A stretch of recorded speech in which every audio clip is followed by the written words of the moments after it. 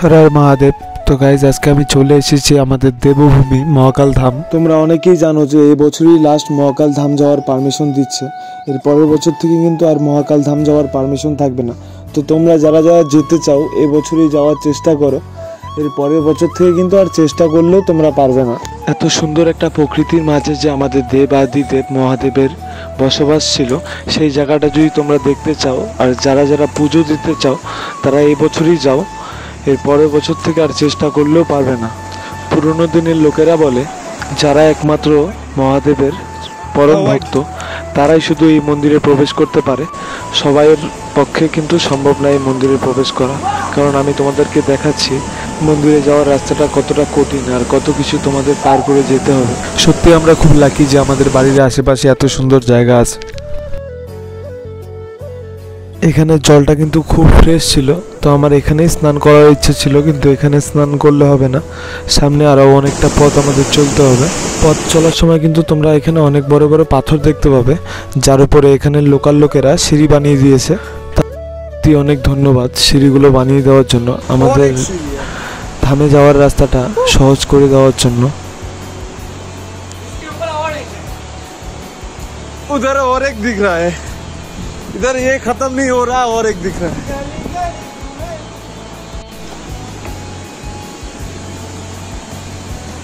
এটা হলো সেই বড় মহাকাল মন্দিরের রাস্তা। बाबा के दरबार का रास्ता, जय मौजा, हर तरफ पहाड़ी पहाड़ और झरना ही झरना। और मुझे यहाँ पे एक आंटी का दुकान दिख रहा है, तो मैं यहाँ पे रेस्ट कर सकता हूँ और खाना वाना खा के नहा के सीधा ऊपर चला जाऊंगा बाबा के दर्शन करने। और यहाँ पे आंटी और आंटी का परिवार था, तो मैंने आंटी से पूछ ही लिया मैं एक सेल्फी ले सकता हूँ आप लोगों के साथ, तो उन्होंने हंस के बताया क्यों नहीं, जरूर। नहीं अच्छा है, टोकरी अच्छा दिख रहा है, ये तो आप लोग का शान है ना। तो अभी मैं जा रहा हूँ नदी में डुबकी लगाने। ओह माय गॉड, अपने दिल जल ठंडा था।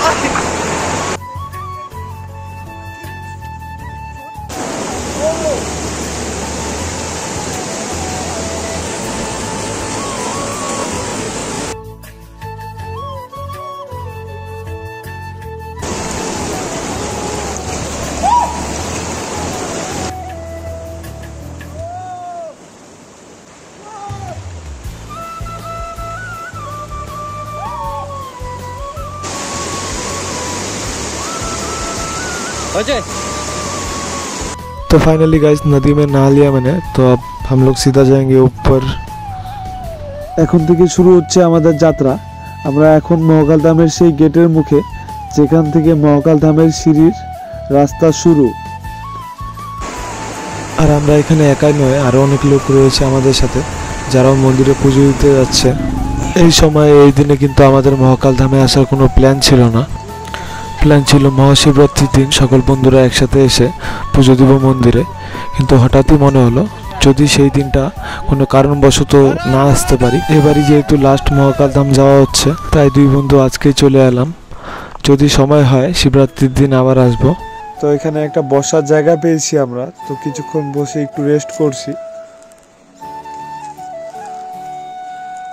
तो हम लोग यहाँ पे बहुत ऊंचाई पे आ गए हैं। तो इधर एक भाई का दुकान भी है, यहाँ पे दुकान करता है। भाई आपका घर कहाँ है एक्चुअली में? लेपचका में। तो लेपचका यहाँ से कितना दूर है? 2 घंटा पैदल चलना पड़ता है। এবছর কিন্তু প্রথমবার পাহাড়ের এত উঁচুতে আমরা দোকান দেখতে পারছি। দোকানটা হয়ে খুবই ভালো হলো, কারণ অনেক দূর দূর থেকে লোকজনেরা আসবে এখানে পুজো দিতে, তাদের জলখাবারের একটা ব্যবস্থার জায়গা হয়ে গেল। তো ভাইয়ের জন্য অনেক শুভকামনা রইল, ভাইয়ের দোকানের বেচাকিনি খুব ভালো হোক আর ভাইয়ের মুখের হাসিটা এমনই থাকুক। इतनी ऊंचाई पे भी दुकान है, तो कुछ खाने को मिल जाएगा। भाई तुम मेरे को एक माजा दे दो, माजा ले लो। कितने का है? 15। ठीक ही है, इतनी ऊंचाई पे 15 में माल मिल रहा है, यही सबसे ज्यादा है। এখানে দেখতে পাচ্ছ তোমরা রাস্তাটা কতটা সরু। তো তোমরা যারাই শিবরাত্রির দিন এখানে পুজো দিতে আসো না কেন, খুব সাবধানে চলাফেরা করবে আর কোনো যেন তাড়াহুড়ো না করো। তবে আমি মন্দিরের ঘন্টার আওয়াজ শুনে একটু তাড়াহুড়ো করে ফেলেছিলাম, ভিডিওটা এসে দেখার পর বুঝতে পারলাম। সিঁড়ি দিয়ে ওঠার সময় আরও একটা ছোট ঝর্ণা দেখতে পেলাম। আমরা কিন্তু যতই দূর যাচ্ছি ঝর্ণাটা কিন্তু পেয়ে যাচ্ছে জায়গায় জায়গায়। নিচ থেকে কে যেন কারা যেন চিল্লাচ্ছে, হর হর মহাদেব। দেখো আমি সাউন্ড দিব আর সবাই চিল্লাবে, হ্যাঁ, হর হর মহাদেব। শোনাই দিয়া সবকো? ফাইনালি খুব ভালো লাগছে যে আমি এখন মন্দির অব্দি পৌঁছে গেছি আজকে। তো দেখতেই পারছো সামনে মন্দির। চলো আর একটু গেলেই মন্দির, আমি তোমাদেরকে দেখাচ্ছি। এই সিঁড়ি দিয়ে উপরে উঠে গেলেই আমরা কিন্তু একটা গুহা দেখতে পাবো। ওই গুহার ভিতরেই মন্দিরগুলো আছে, শিব মন্দির, মা কালীর মন্দির ও পাগলা বাবার মন্দির। মন্দিরে ঢোকার আগে মন্দিরের ঠিক ডান সাইডে একটা বিশ্রাম করার জায়গা রয়েছে, যেখানে আমরা ব্যাগ ট্যাগ জুতো টুতো রেখে হাত পা ধুয়ে মন্দিরে ঢোকার জন্য প্রস্তুত হতে পারবো। একটা আন্টির দোকানও আছে, দোকানে এখন দিদি দোকান করছে, আন্টি ঘুমিয়ে আছে। তো দিদি খুবই ভালোবাসার সাথে মোমোগুলো বানাচ্ছে। আমরা পুজো দিয়ে এখানে দিদির হাতে বানানো মোমোগুলো খেয়ে যাব। মোমোগুলো দেখেই কেন জানি একটু লোভ লোভ লাগছে আমার, কিন্তু এখন পুজো দিতে হবে, তো এখন লোভ রাখলে চলবে না। মোমোর দোকানের দিদিটা কিন্তু খুবই সুন্দর ছিল। তো দিদিকে আমি বললাম, দিদি আপ মডেলিং কর सकते हो? তো দিদি হাস দিয়া। আমরা হাত পা ধুয়ে ফ্রেশ হয়ে নিয়েছি ভালো মতন। তো আমরা এখন রওনা হচ্ছি মন্দিরে পুজো দিতে। আমার সাথে যে বন্ধুটা এসেছে বিক্রম ঘোষ, ও ডগ লাভার আর সাথে ডগ ট্রিটমেন্টও করে। তো প্রত্যেকটা কুকুরের প্রতি তার একটা আলাদা ধরনের মায়া আছে, কুকুর দেখলেই আদর করা শুরু করে দেয়। ओम नमः शिवाय, ओम नमः शिवाय। तो हम लोग फाइनली आ चुके हैं महाकाल के मंदिर में, और आप इधर देख सकते हो झुक झुक के जाना पड़ेगा आप लोगों को, नहीं तो सर पे ये चट्टान आपको लग सकता है। तो बहुत ही खरे खरे ये चट्टान है, संभल के जाइएगा जिसको भी जाना हो। ओम नमः शिवाय, ओम नमः शिवाय।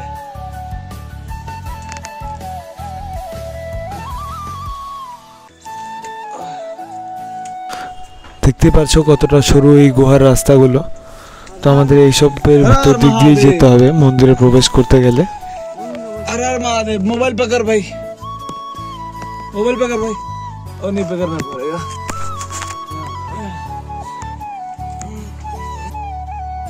सब लोग सीढ़ी देख रहा है, ऊपर जाना पड़ेगा। पाप फिसलना नहीं चाहिए। तो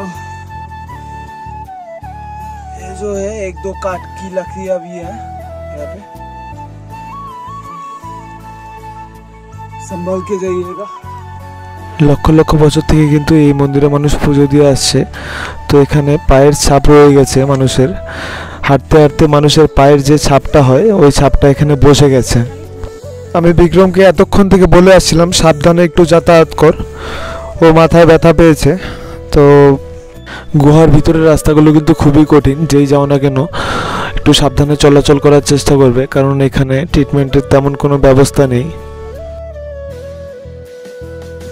এখানে এমনও কিছু কিছু রাস্তা আছে যেখানে শুয়ে বা বসে যাওয়া ছাড়া কোনো উপায় নেই, তাড়াহুড়ো করলেই চোট লেগে যেতে পারে। तो बहुत सावधानी से आगे बढ़ना पड़ेगा, एक स्टेप का भूल हो गया तो पाँव अंदर भी चला जा सकता है। नीचे तो आप देख ही रहे हो कितना खाई है, उधर बड़े बड़े पहाड़ है। আমি চাই না এরকম প্লেসে এসে ব্যথা পেতে, বিকজ এরকম জায়গায় কোনো মেডিকেলের ব্যবস্থা নেই। क्या बोला भाई? आगे रिटर्न যেতে হবে। क्या बोला? বাবার মন্দিরে পূজা দাও, বাবার মন্দিরে আগে পূজা দিতে হবে। ওকে ওকে, ওই পাশ দিয়ে সোজা ওই সিঁড়িটা দিয়ে চলে যাবে। হ্যাঁ, যে একটা লেখা ছিল তো, হ্যাঁ হ্যাঁ, এর চিহ্ন দিয়ে দেখো ওই পাশ দিয়ে চলে যাবে। আমি ওটা এর জন্যই তো আমার মাথা মধ্যে টোকাটা লাগলো, মাই টোকাটা দিল যে আগে তোর বাবার কাছে যা। तो पहले हम लोगों को बाबा के मंदिर में पूजा देना पड़ेगा, उसके बाद माँ के यहाँ आना पड़ेगा। इसलिए शायद निष्पाप को चोट लग गया, पहले बाबा के यहाँ जाना पड़ेगा। बाबा बुला रहे, देखिए संभल के जाना पड़ेगा। बहुत बहुत सुंदर सुंदर पत्थर है यहाँ पे। প্রাচীন মানুষরা বলে এই মন্দিরে সবাই প্রবেশ করতে পারে না, যারা প্রবেশ করে পূজা দিয়েছে বা যারা যাবে প্রবেশ করতে পারবে তারা সত্যি অনেক ভাগ্যবান। ভগবান যদি না চায় মন্দিরে আসা সম্ভব না। আমরা গুহা দিয়ে ভিতরে ঢুকতে ঢুকতে মন্দিরের সামনে পৌঁছে গেছি। লম্বা লাইন। তো এখানে কিছু লোক ওয়েট করছে, ভিতরে কিছুজন লোক গিয়েছে যারা পুজো দিচ্ছে। মন্দিরের ভিতরে জায়গা খুবই কম, তাই তারা বের হবে, তারপরে আমরা পুজো দিতে যেতে পারবো। তো পুজো হয়ে গেছে। সিস্টার কেমন ফিল হচ্ছে তোমাদের বাবার মন্দিরে এসে? बहुत बढ़िया। हर हर महादेव, हर हर महादेव। सब ठीक हो जाएगा। সবাই বলো হর হর মহাদেব। हरे हरे महादेव, সবাই जय বলো महादेव। বলো হর হর মহাদেব। ওম নমঃ শিবায়। চল চল পূজারি ডাকছে। আসি। তো হঠাৎই মন্দিরের পূজারি আমাদেরকে বকা দেওয়া শুরু করলো যে পুজো দিতে এসে তোমরা বাইরে কথা বলছো। তো ফাইনালি আমরা মন্দিরের ভিতরে পুজো দিতে এসে গেলাম। তো এখানে ভিতরে ঢুকেই শরীরটা এতটা ঠান্ডা হয়ে গেল, মনে হলো যেন এতক্ষণের যত ক্লান্ততা সব দূর হয়ে গেল। আর ভিতরটা এত ঠান্ডা, মনে হচ্ছে যেন চারপাশ থেকে এসি চলছে। এখানে আমাদের এখন শুয়ে শুয়ে যেতে হচ্ছে। একটা পা আগে ঢুকাতে হলো, তারপরে মাথা বের করে আরেকটা পা ঢুকাতে হলো। অতটা সোজা নয় মন্দিরে প্রবেশ করা। পুরোনো দিনের লোকেরা ঠিকই বলে খুব ভাগ্যবান যারা, তারাই শুধু এই মন্দিরে পুজো দিতে পেরেছে আজ পর্যন্ত। তো সত্যি কথা বলতে আমি বাবার এখানে একদম খালি হাতে এসেছি, বাস মন থেকে ভক্তি নিয়ে খালি হাতে চলে এসেছি। পূজারি একটা মোম দিল আমাকে। পূজারি বললো মোমটা জ্বালিয়ে আমি যা যা বলবো তাই বলো, আর তোমরা সকলে ঠাকুরের কাছে প্রে করো তোমরা কি চাও। ঠাকুরের কাছে তেমন কিছু চাইনি, আমি শুধু চেয়েছি সবাই যেন ভালো থাকে। তো হঠাৎই আমার সাথে একটা অলৌকিক ঘটনা ঘটলো। এই ঘটনাটা আমি তোমাদেরকে বলতে পারবো না, বলাটা ঠিক হবে না। মন্দিরের পূজারী আমাদেরকে বলছিল যে এই টোটাল পাহাড়টাই ঠাকুরের শরীরের অঙ্গ। তো তোমরা এখানে পা রেখেছো, এখানে তোমাদের হাজারবার ভক্তি দেওয়া উচিত। তো দেখাচ্ছিল পূজারী টর্চ লাইট দিয়ে যে কোন কোন জায়গাগুলো ঠাকুরের কোন কোন অঙ্গগুলো। তোমরা যদি কোনোদিন যাও পূজারীকে রিকোয়েস্ট করলে তোমরাও জানতে পারবে। বাবার মন্দিরে পুজো দেওয়া কমপ্লিট, সবাই বলো হর হর মহাদেব। তো আমরা এখন বের হয়ে যাচ্ছি, এখন আমরা মায়ের মন্দিরে পুজো দিতে যাব। তোমরা দেখতে পাচ্ছ রাস্তাটা কতটা কঠিন ছিল।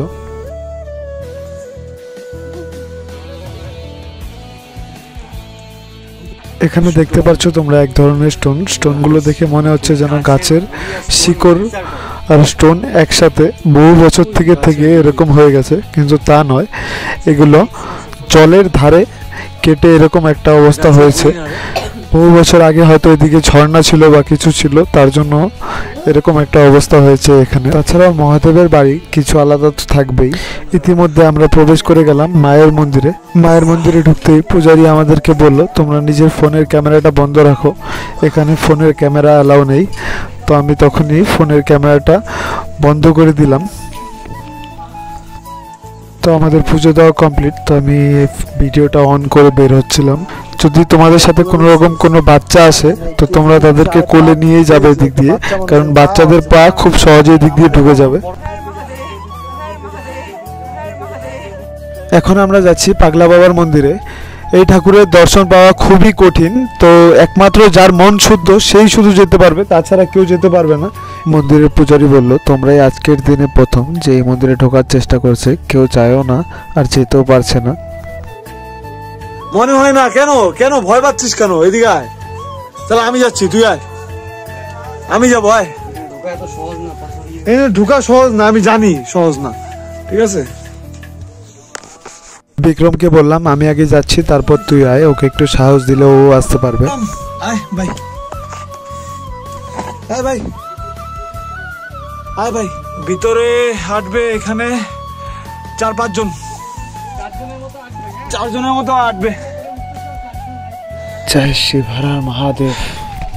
এখানেও যে মন্দির আছে, বাস এতটুকুই গ্যাপ, একটা মানুষের শরীরে যতটুকু গ্যাপ আছে ঠিক অতটুকু। একটা মানুষকে কিভাবে উঠতে হয় এটা দেখাচ্ছি তোমাদের। তো বিক্রম বারবার একটা কথাই বলছিল, এখানে যদি একবার ঢুকে যাই আমি কিভাবে বেরোবো এখান থেকে, ওর মাথায় কাজ করছিল না।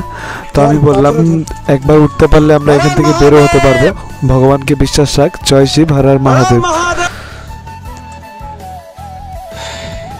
মহাকাল ধামের একদম বাবা মহাকাল যেখানে স্থির, একদম শান্ত, একদম নিস্তব্ধ, কিচ্ছু নেই এখানে। এখানে ঢুকতে হলে এই যে দেখতে পাচ্ছ একটা শুধুমাত্র একটা মানুষের ঢোকার, শুধুমাত্র একটা মানুষের শরীর, তাও যদি হাত পা সোজা থাকে তাহলে ঢুকতে পারবে, তাছাড়া ঢুকতে পারবে না। মহাদেব এখানে স্থির, এখানে যাদের কপালে মহাদেবের দর্শন লেখা আছে তারাই একমাত্র আসতে পারবে। হর হর মহাদেব। হর হর মহাদেব। না না, মাথা ঢুকবে কিন্তু বডি ঢুকবে না। দেখো চেষ্টা করো, চেষ্টা করো, আসো না, ভয় পাও না, চেষ্টা করো না। তারপর অনেক মোটা লোক তোমার থেকে ঢুকে গেছে। ধর তো মোবাইলটা ধর, বিশ্বনাথ মোবাইলটা ধর, দাদার মোবাইল। আমাদের ঠাকুরের কাছে প্রার্থনা করা কমপ্লিট। আমরা এখন বেরিয়ে গেলাম মন্দির থেকে আর সরাসরি চলে আসলাম দিদির দোকানে। এসে এক কাপ চা নিয়ে নিলাম। আমরা চা নিয়ে বসে একটু চায়ের মজা নিচ্ছিলাম পাহাড়ের সাথে। দিদিকে বললাম, দিদি তখন মোমোগুলো বানাচ্ছিল, মোমোগুলো এখন স্টিম করতে। তো দিদি এখন মোমোগুলো স্টিমে বসিয়ে দিল। এই যে দোকানের পাশ থেকে তোমরা দেখতে পাচ্ছ মন্দির। এই যে দোকানটা আন্টি আর দিদির দোকান। আন্টি এখন ঘুমাচ্ছে, ওদের দিন রাত্রি ডিউটি করতে হয় এখানে। আর দিদি মোমো বানাচ্ছে। तो पूजा देने के बाद इस दीदी की दुकान से नाश्ता करके जाइएगा। हाँ, मोमो बनाता है, चाय है, चाउमीन मिलेगा आपको, बाकी तो सब आपको दिख ही रहा है।